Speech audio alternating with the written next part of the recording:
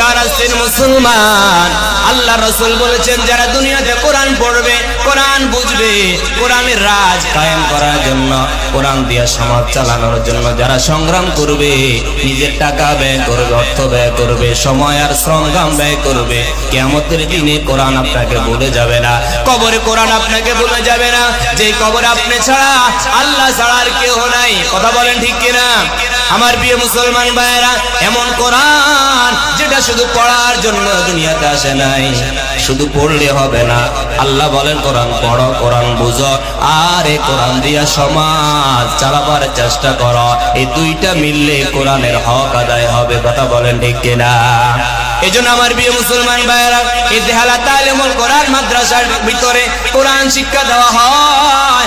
এই বাচ্চাগুলো কোরআন শিখে এলাকাবাসীর জন্য এই মাদ্রাসাটা বড় রহমত।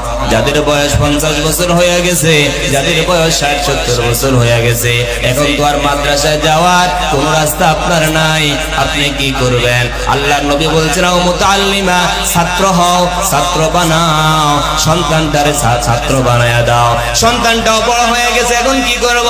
ছেলের ঘরে মেয়ে আছে, ছেলের ঘরে আবার নাতি আছে, নাতিটারে কোরআনওয়ালা বানায়া দাও। আমার আল্লাহ কিয়ামতের ময়দানে এই নাতি যদি কোরআনের হাফেজ হয়, এই নাতিটা যদি আলেমে কোরআন হয়, আলেমে কোরআন হইয়া নিজের জীবনটা যদি কোরআন মতো চালায়, আল্লাহ তাআলা কিয়ামতের ময়দানে আপনার এই সন্তানটারে কোরআনওয়ালা হাফেজ কোরআনকে এমন একটা পাওয়ার দিয়ে দিবে, আল্লাহ বলবেন, ও আল্লাহর বান্দা, তুমি না কোরআন পড়েছ, কোরআন বুঝেছ, কোরআনের তাফসীর শিখেছ, আল্লাহর জমিনে দিন কায়েমের আন্দোলন করেছ।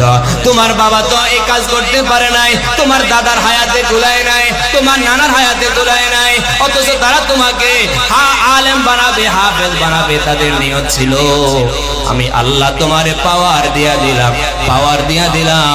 তোমার বংশের 10 জন জাহান্নামীকে, যাদের পায়ের ভিতরে জাহান্নামের শিকল বাঁধা হয়ে গেছে, একটু পরে টেনে টেনে আগুনের মধ্যে ফেলে দেওয়া হবে। এমন 10 জনকে বের করে তুমি জান্নাতে ঢুকায়া দাও।